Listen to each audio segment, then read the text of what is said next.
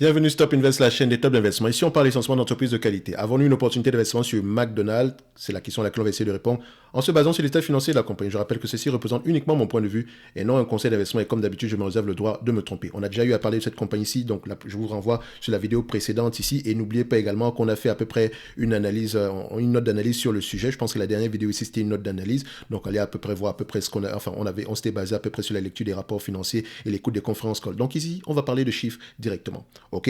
Donc, vous savez qu'une analyse fondamentale est incomplète tant qu'on n'a pas lu les rapports financiers pour faire parler ces chiffres-là. Donc, croissance des revenus de 50% par rapport à l'année précédente, c'est bien, mais pourquoi? Est-ce que ça va durer? Marge inférieure par rapport à l'année précédente, c'est bien, mais enfin, c'est pas bien, mais est-ce que ça va perdurer? Est-ce que c'est temporaire, etc. Voilà des questions, on pose ce genre de questions-là, mais les réponses se trouvent absolument dans les rapports financiers. Donc, au niveau de McDonald's, qu'est-ce que je recherche? Ici, premièrement, je veux regarder les analystes. Est-ce qu'ils ont tendance à avoir raison sur leurs prévisions de bénéfices nets? D'accord? Donc, pas par rapport au prix. Je parle de bénéfices nets parce qu'ici, le prix, je peux le calculer de moi-même. Enfin, d'accord? Et par rapport à la valeur, je peux calculer de moi-même. Mais le prix ici, voilà, les bénéfices nets par action attendus ici, voilà, je me base à peu près sur ce qu'ils peuvent avoir comme information. Mais je me pose toujours la question à savoir, mais pourquoi ils sont aussi optimistes?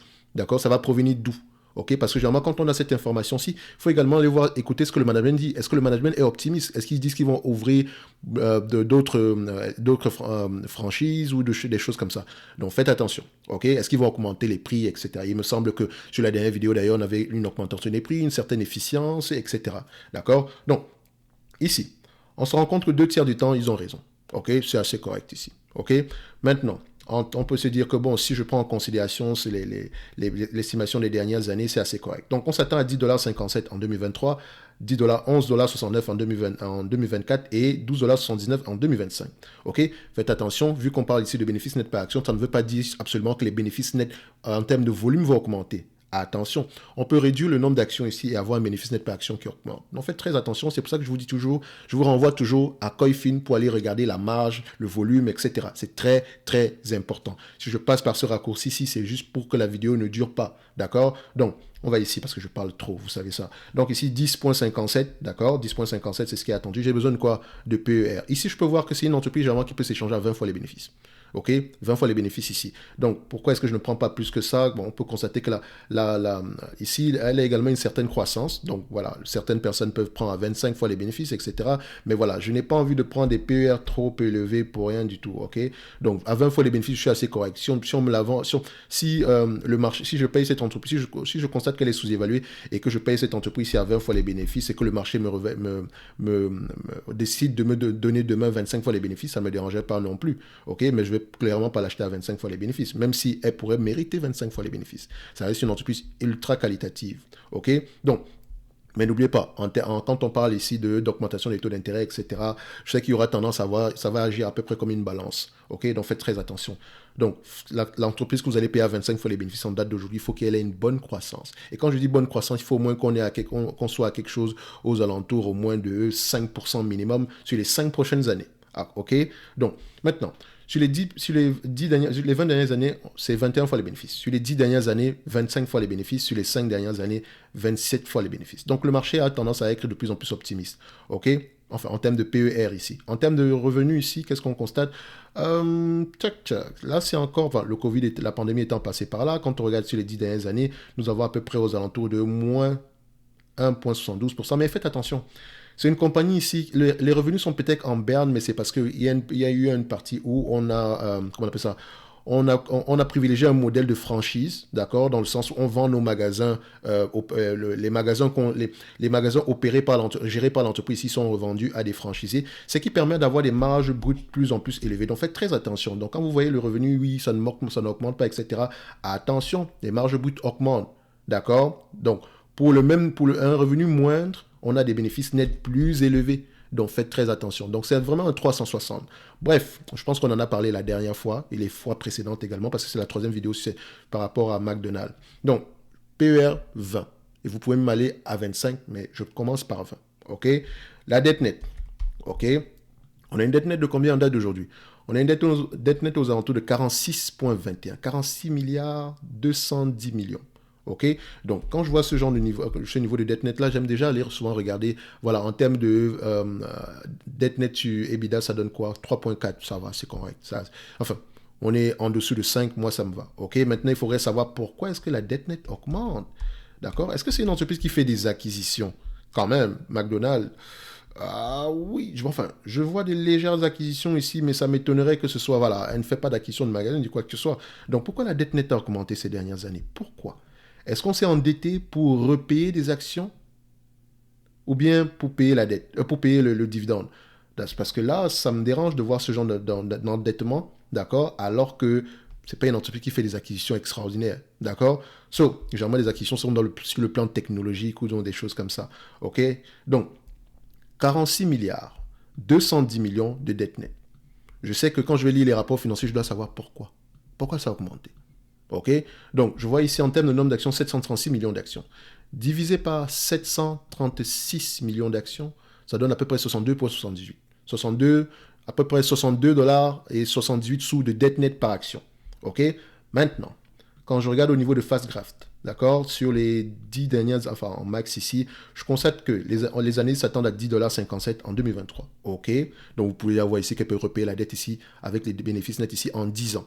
En 6 ans plutôt. C'est correct pour moi. Ou bien en moins de 6 ans. C'est assez correct pour moi. Donc tout ce qui est en dessous de 10 avec les bénéfices nets, c'est correct. Ok? Donc avec les EBITDA ici en dessous de 10, c'est correct. Mais attention, dépendamment des entités également, parce que comme vous allez au niveau des rates, il faut à peu près augmenter cette marge-là. Ok?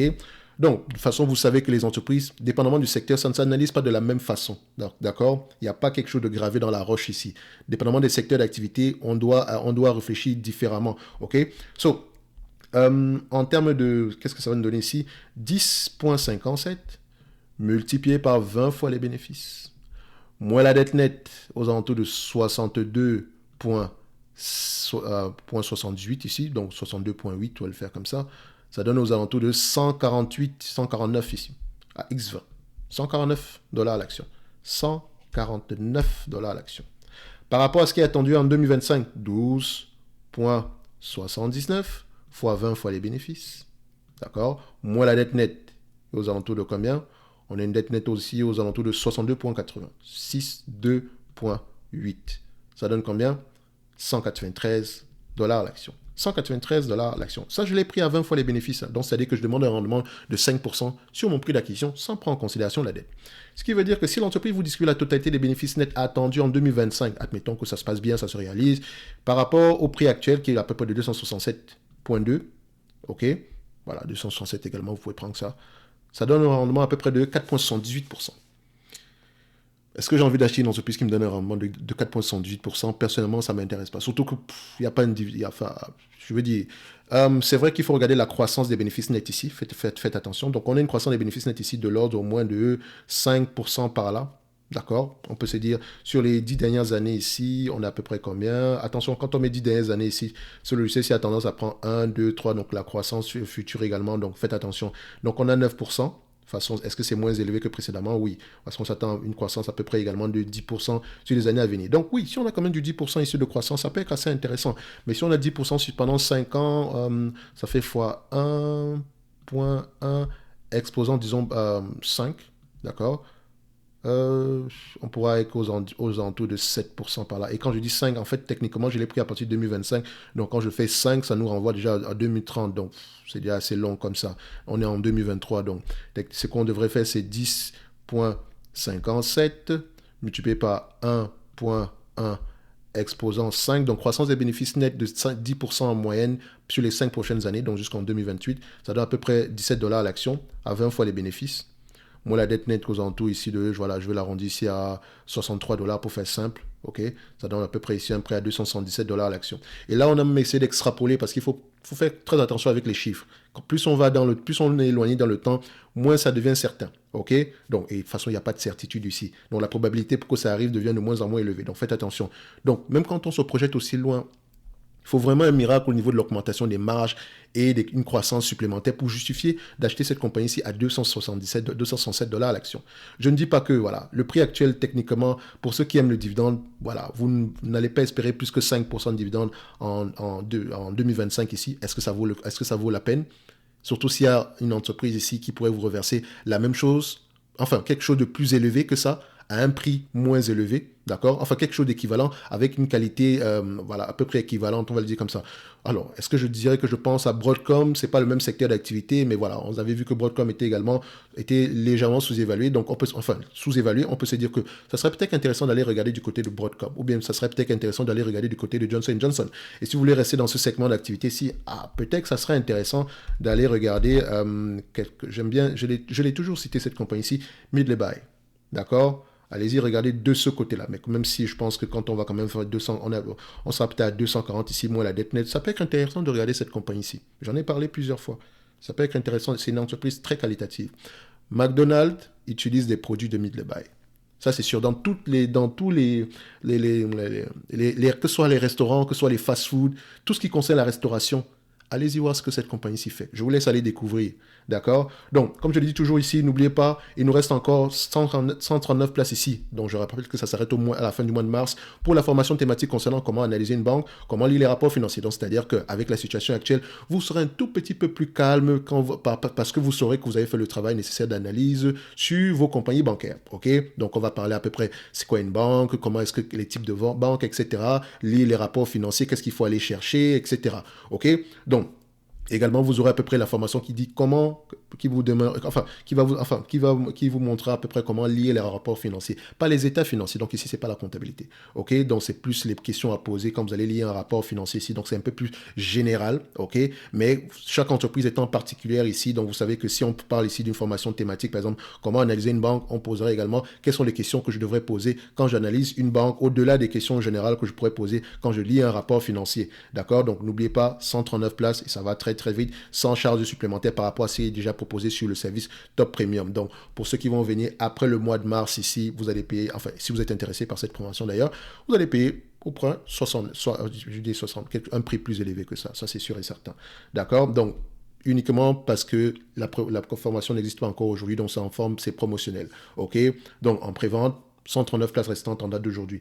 Donc, un like, un abonnement, ça fait plaisir. Et je dis ici, McDonald's, c'est une belle entreprise. Ne vous méprenez pas. C'est une très belle entreprise. Si vous l'avez acheté maintenant à un prix moins élevé que ce qui est affiché ici aujourd'hui, oui, il vaut que grandement ce coût d'acquisition est bien plus élevé que ça, tant mieux. OK? Mais quelqu'un qui aimerait acheter du McDonald's aujourd'hui, d'accord? Aujourd'hui, personnellement, je dirais, est-ce que ça vaut la peine? Ça vaut pas la peine, personnellement, je pense que ça vaut pas la peine. D'accord? Il y a de meilleures opportunités sur le marché. OK? Donc, au mieux ici, 193 $. Donc, techniquement, si c'est 193 $, j'aimerais que cette entreprise ici, comme la propose en tout de, déjà à 193 $, ça serait déjà un bon début. Donc, à 200 $, ça serait déjà un bon début. On réfléchit à ce niveau-là. OK? Donc, faites attention. On va se donner rendez-vous sur la prochaine vidéo. D'accord? Et d'ici là, portez-vous bien. Merci.